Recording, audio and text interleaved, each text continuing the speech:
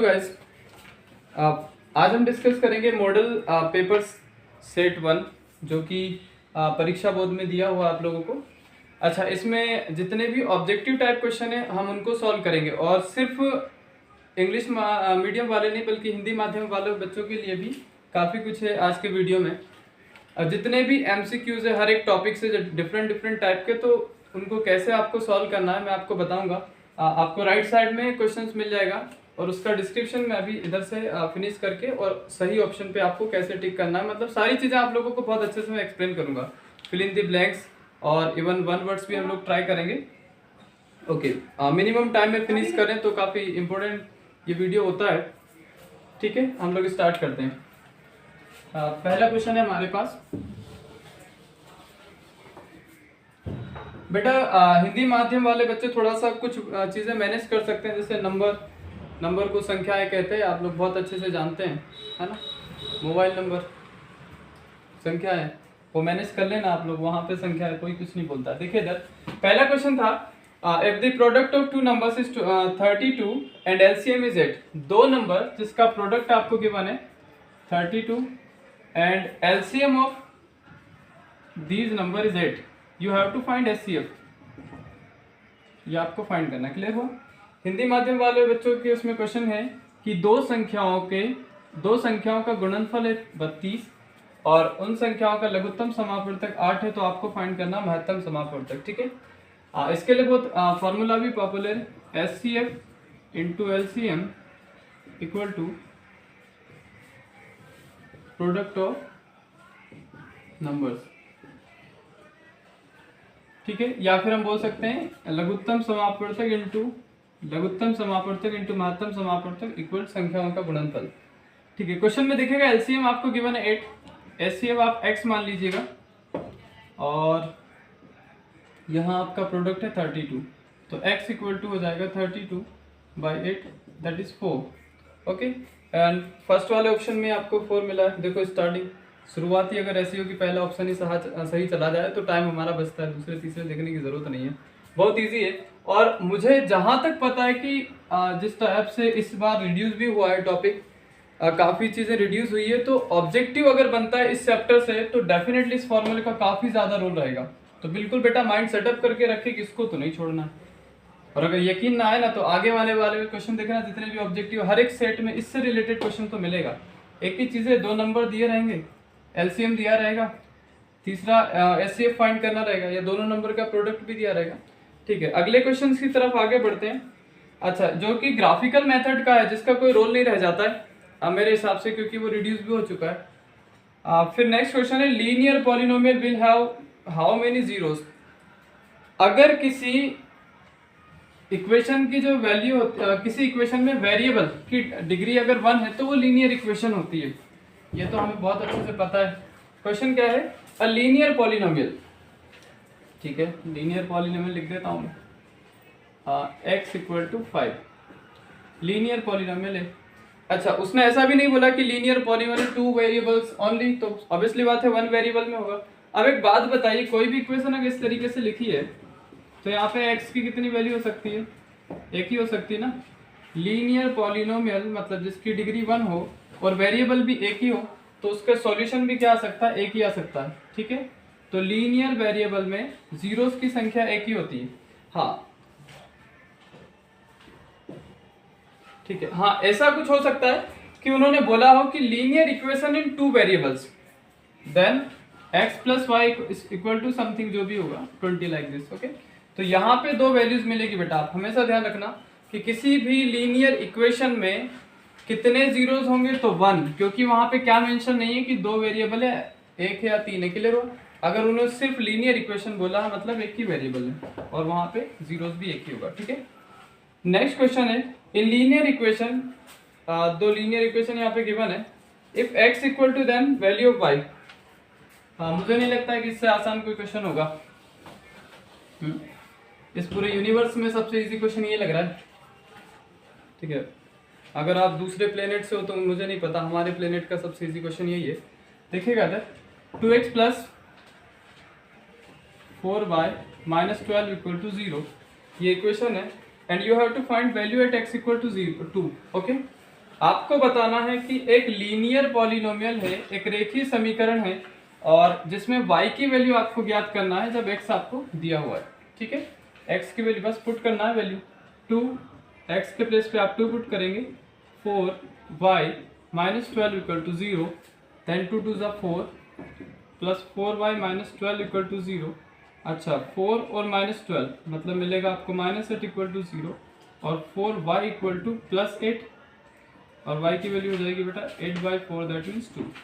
Okay, तो आपको option number first में दिखाई दे रहा है। अच्छा, जितने भी ऑब्जेक्टिव पढ़े ना, फर्स्ट वाला ऑप्शन ही सही है ना। मतलब एग्जाम में भी ऐसे ही नहीं करना है बेटा, जुगाड़ तो लगाना नहीं है, क्योंकि आप समझदार वाले बच्चे हैं, समझदारी तुम में कूट कूट के भरी हुई है।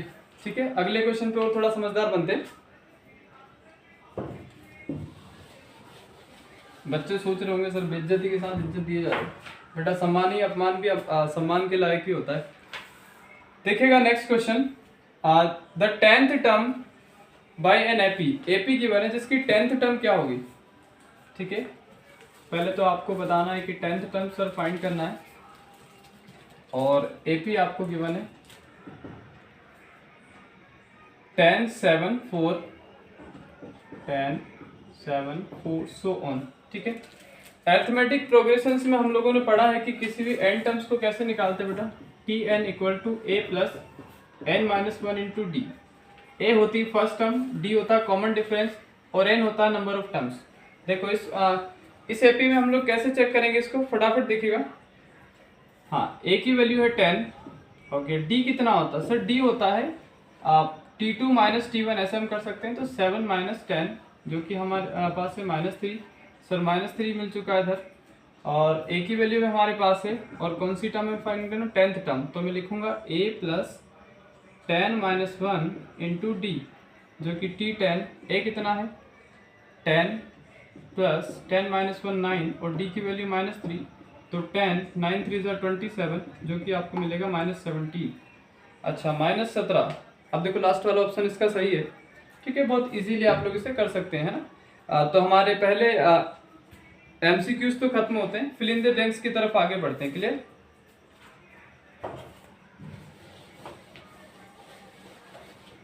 देखिए पहला फिल इन द ब्लैंक्स हमारे पास, the product of zeros of polynomial.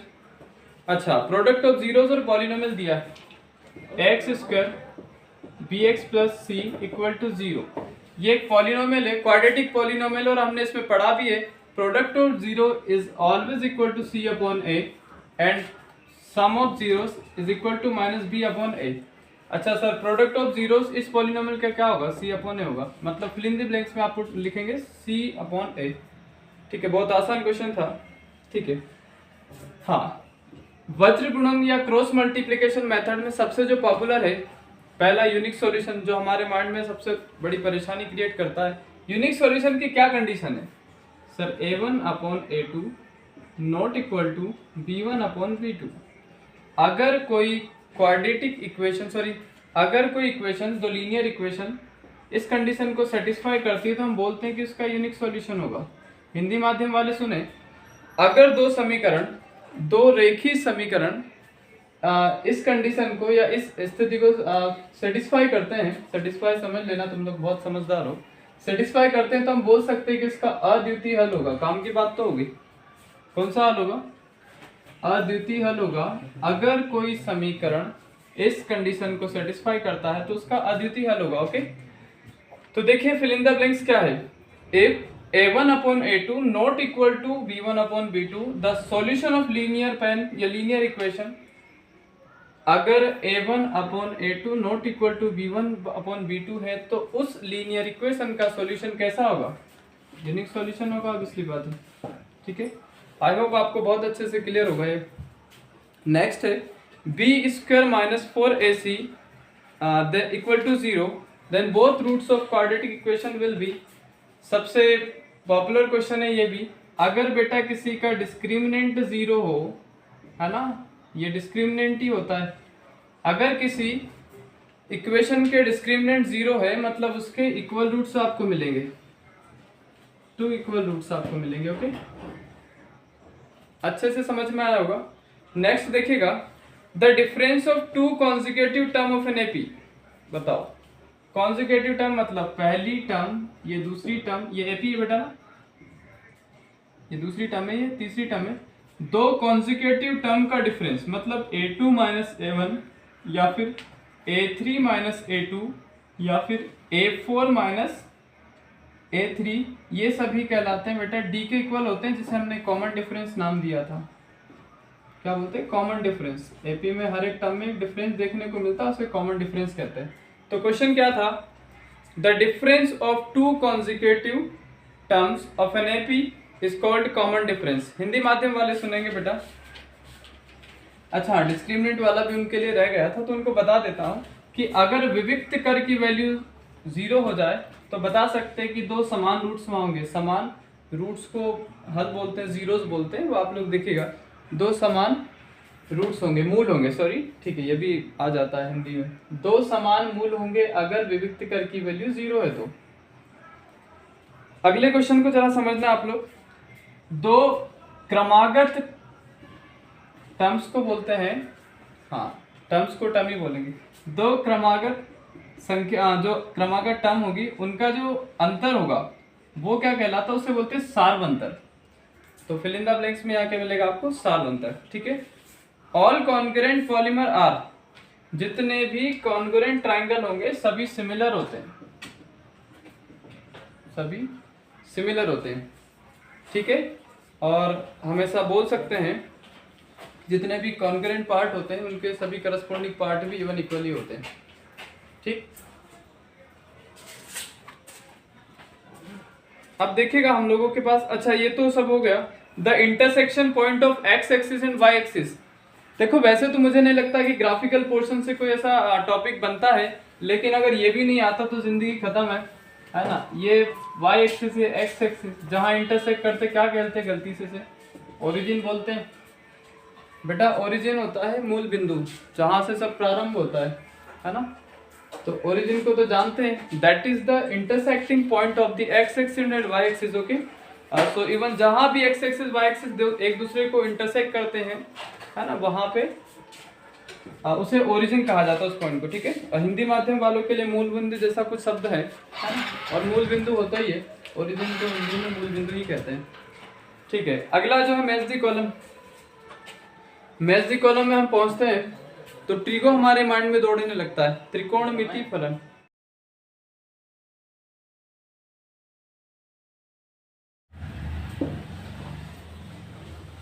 बहुत आसान क्वेश्चन आप लोगों को मिलने वाले है ना। और थोड़ा सा अपने माइंड में सेटअप करके रखें कि देखो आप लोग जिस स्टेज पे अभी बेटा, थोड़ा सा स्ट्रेस आपके माइंड में रन कर रहा होगा। मैं 2 मिनट आपसे लेना चाहता हूँ इस बात में डिस्कस करना। बेटा स्टूडेंट की सबसे बेहतर क्वालिटी ये होती है कि वो किस तरीके से इस टाइम के स्ट्रेस को मैनेज करके अपनी स्टडी को कंटिन्यू कर पाए। और एक बेहतर मतलब पढ़ना इम्पोर्टेंट नहीं है, मेहनत काफ़ी बच्चे करते हैं, लेकिन लास्ट टाइम पे जब स्ट्रेस मैनेज नहीं कर पाते तो वो उस मेहनत को प्रॉपर रिप्रेजेंट नहीं कर पाते रिजल्ट में, ठीक है। तो सबसे एक बेहतरीन क्वालिटी यही होती है स्टूडेंट के अंदर कि वो इस टाइम के स्ट्रेस को मैनेज कर ले। और आप सभी बहुत अच्छे स्टूडेंट हैं, बहुत बेहतरीन स्टूडेंट हैं, तो आप लोग बहुत अच्छे से मैनेज करके अपनी मेहनत को रिप्रेजेंट करेंगे। ओके नाउ तो रिप्रेजेंटेशन स्टार्ट हो जाता है यहीं से। साइन 60 बताओ, पहला क्वेश्चन ही अगर आपको डिग्री से मिल जाए तो आपके दिमाग में सर कैसी खत्म बात होती है, √3/2 इसकी वैल्यू होगी, है ना, कोई सॉल्यूशन नहीं। 1 + tan स्क्वायर थीटा, जो 3 आइडेंटिटी पॉपुलर है उसमें सेकंड वाली identity 1 + tan square theta sec square theta होता है सर। आंसर में सामने लिख रहा हूं बेटा, ठीक है। सेक स्क्वायर थीटा -1 बताओ, इसी आइडेंटिटी से फिर दोबारा क्वेश्चन पूछा है। 1 + tan स्क्वायर थीटा होता है सेक स्क्वायर थीटा, अगर ये 1 उधर चला जाए तो बनेगा क्या, सेक स्क्वायर थीटा -1, जो कि किसके इक्वल होता है, tan स्क्वायर थीटा के। फिर वही कहानी, तो sec square theta -1 = tan square theta. Okay next है कोसेक स्क्वायर थीटा -1, तीसरी वाली आइडेंटिटी। अब तो समझ गए ना आइडेंटिटी का कितना रोल है, कि सिर्फ प्रूफ करने में आइडेंटिटी का रोल नहीं रहता बेटा। अगर 6 नंबर चाहिए तो आइडेंटिटी और टेबल को बहुत अच्छे से पढ़ना है। और देखो अभी क्लियर भी करता हूँ, एक महत्वपूर्ण आइडेंटिटी ये भी थी 1 + cot square theta equal to cosec square theta, सोचो +1 उधर जाके -1 होगा, और कोसेक स्क्वायर थीटा -1 क्या हो जाएगा, कोट स्क्वायर थीटा, है ना। तो मुझे मिला cosec square theta -1 equal to cot square theta. Okay बेटा, थोड़ा सा दिमाग यहाँ भी लगा लेना, इसको होल स्क्वायर ये नहीं चढ़ा देना, नहीं थीटा का स्क्वायर वो एंगल होता है। ओके, एक और महत्वपूर्ण क्वेश्चन, 2 tan थीटा, मतलब आगे दिखेगा जब भी tan theta into cot theta दिखा तो यहाँ 2 लिख देना। सर ऐसा क्यों, घर का राज है? घर का राज नहीं है बेटा ना, ये ट्रिगो का राज है। देखिए कैसे, 2 into tan theta. Sir cot theta को मैं ऐसा लिख सकता हूँ 1/tan थीटा, क्या लिख ही सकते हैं, 10 से 10 कैंसिल होगा, 2 मिलेगा। ठीक है, बहुत अच्छे से समझते हैं आप। ओके, अब 1 वर्ड्स पे नहीं, एक और क्वेश्चन रह जाता है जो कि ये भी काफ़ी इक्वल है। Sine square theta, sine square 25, cos square 25। Sir दो angle same, sine square theta cos square theta. ब्रह्मांड में सबसे महत्वपूर्ण आइडेंटिटी यही होती है। अगर बच्चा पूरे ट्रिग्नोमेट्री के अंदर कुछ नहीं सीख पाया तो ये तो सीख ही जाता है, और यही सीखना भी महत्वपूर्ण हो जाता है। ठीक है, अब देखिएगा मैं थोड़ा सा 1 वर्ड्स की तरफ पहुंचता हूं जो कि काफ़ी इजी है। If a and b are 2 natural number, then what is the relation between their HCF and LCM? दो नंबर a और b नेचुरल नंबर है, तो उनके HCF और LCM में क्या रिलेशन होगा। अभी मैंने पहले ही फॉर्मूला बताया था, और मैंने आपको फिर ये भी कहा था कि बेटा उस फॉर्मूले से ऑब्जेक्टिव बनना लाजमी है, क्योंकि अगर इतनी बार क्वेश्चन कोई पूछा जाता है ना बार बार, तो उसके माइंड में ये चीज़ रहती है कि आप पढ़ो और वही पढ़ो, ऐसा बोलना चाहते हैं। तो अनमोल रत्नों, आप लोग बिल्कुल समझ गए होंगे कि इस फॉर्मूले का कितना रोल है। अगर दो नंबर ए बी आपको गिवन है तो इनके एचसीएफ और एलसीएम में क्या रिलेशन होगा। सर बहुत इजी है, एचसीएफ किसका, ए बी का, इंटू एलसीएम किसका, ए बी का, किसके इक्वल हो जाएंगे, ए इंटू बी के। दोनों नंबर का प्रोडक्ट उनके एलसीएम और एचसीएफ के प्रोडक्ट के बराबर होता है, ये आप बहुत अच्छे से जानते भी हैं। ठीक है, सेकंड है what is the distance of point A from origin. ठीक है, ये भी कर ही लेते हैं, ये हमारा ओरिजिन आ गया। ओरिजिन के कोऑर्डिनेट क्या होते हैं, 0,0, 0,0 से एक पॉइंट है ए जिसके कोऑर्डिनेट है 3,4, इसकी डिस्टेंस फाइंड करना। ओरिजिन को मैं ओ दे देता हूँ, मतलब you have to find O A here. O A की दूरी फाइंड करने के लिए बेटा डिस्टेंस फॉर्मूला या दूरी का फॉर्मूला हमने पढ़ा है, x2 माइनस x1 का whole square plus y2 minus y1 का होल स्क्वायर। अच्छा x2 क्या होगा सर, ये x1, ये y1, ये x2, ये y2, तो ओ ए की डिस्टेंस मुझे मिलेगी अंडर रूट, सर x2 क्या है 3 माइनस 0 का whole square plus y minus 0 का, सॉरी 4 माइनस 0 का होल स्क्वायर प्लस 4 माइनस 0 का होल स्क्वायर। 3 माइनस 0 3 होता है ना, अरे सर क्या बेवकूफ़ समझे हो हमको। देखिए इधर 3 माइनस 0 3 होता है और 3 का स्क्वायर 9 होता है। ऐसी बात नहीं है, तुम में से ऐसे भी लोग होंगे जो 3 का स्क्वायर 6 कर देंगे। बहुत समझदार बेटा। भारत महान देशों मतलब महान व्यक्तियों का देश है, और वैसे हम लोग इसीलिए महान है कि हमारे बीच भी काफ़ी महान है। सुनिएगा ध्यान से, इसका स्क्वायर 9 होगा, इसका 16, और 9 16 25 जो कि 5 का, अच्छा प्लस माइनस 5 आएगा। ठीक है, क्योंकि बेटा कोई डिस्टेंस नेगेटिव नहीं होती इसलिए हम +5 कंसिडर करते हैं। 5 इसका आंसर है। ठीक, नेक्स्ट क्वेश्चन है हाउ मेनी पैरेलल टेंजेंट में ड्रॉन फ्रॉम अ सर्कल। कितनी पैरेलल टेंजेंट आप ड्रॉ कर सकते हैं। देखिए एक सर्कल में बनाऊंगा, ठीक है, ये एक पैरेलल टेंजेंट मैंने ड्रॉ की और दूसरी पैरेलल टेंजेंट मैंने यहाँ ड्रॉ की। ठीक है ना, अगर आप कोई तीसरी भी टेंजेंट ड्रॉ करेंगे तो बिल्कुल ये वो जो टेंजेंट होगी इन लाइन को इंटरसेक्ट करेगी, पैरेलल हो ही नहीं सकते। तो मैक्सिमम आप 2 ही टेंजेंट ड्रॉ कर सकते हैं किसी एक सर्कल पर। ठीक है, तो इसका आंसर भी आपको 2 मिलेगा। 2 maximum tangent we can draw. Okay, 2 अधिकतम टेंजेंट स्पर्श रेखा, ओके 2 अधिकतम स्पर्श रेखा आप किसी सर्कल पर बना सकते हैं। ठीक है, नेक्स्ट है द शेप। ऐसा नहीं है कि अधिकतम 2 स्पर्श रेखा बना सकते हैं, दो समांतर स्पर्श रेखा बना सकते हैं। मतलब समांतर स्पर्श रेखाओं की अधिकतम संख्या 2 ही होती है सर्कल पे, ठीक है, ये आपको ध्यान रखना है ना। नहीं तो पता चले कि लिखा हो question how many maximum tangent can be drawn a circle and you are writing answer 2, then you are so much critical situation guys. Okay, so आप लिखेंगे कि दो समांतर स्पर्श रेखा बना सकते हैं, पैरेलल टेंजेंट 2 ही बना सकते हैं, अदरवाइज इनफाइनाइट टेंजेंट बना सकते हैं, कोई कंडीशन ना दी हो तो, ठीक है। नेक्स्ट है द शेप ऑफ गिल्ली इन gilli danda game in which combination is in which combination, बताओ, ठीक है। गिल्ली डंडा बनाएंगे, अब ये दिन आ गए। अच्छा, ऐसी कोई चीज आती है ना तो हमारे दिमाग में बहुत मजा आती है, गिल्ली बनाते हैं, खेले नहीं फिर भी बना देते हैं। ऐसी होती है गिल्ली। अच्छा, ये लेक्चर खत्म हो जाना तो गिल्ली घर ले जाना, ठीक है। ये गिल्ली है। अनमोल रत्नों 2 कोन दिख रहे हैं मुझे तो, सर झूठ बोल रहे हो, तीसरा सिलेंडर भी है, ठीक है। 2 कोन 1 सिलेंडर, कहानी खत्म। 2 शंकु 1 बेलन, ठीक। सुनिए ध्यान से। Next, right the formula volume of cylinder. Volume of cylinder का फॉर्मूला क्या है, ठीक है। बेलन के आयतन का सूत्र होगा पाई आर स्क्वायर एच, है ना। आर जहाँ त्रिज्या होती है, एच हाइट होती है, ठीक है। पाई आर स्क्वायर एच का फॉर्मूला काफी पॉपुलर है, ठीक है। हाँ, वो the class having maximum frequency. अच्छा, स्टैटिक्स की बात आ गई। सांख्यिकी का एक प्रश्न आया है बेहतरीन यहाँ पे, है ना, कि वो क्लास जिसकी फ्रीक्वेंसी ज्यादा होगी, बिल्कुल हम लोग उसे ड्रॉ करते थे उसमें बॉक्स जैसा, मॉडल क्लास कहते हैं उसको,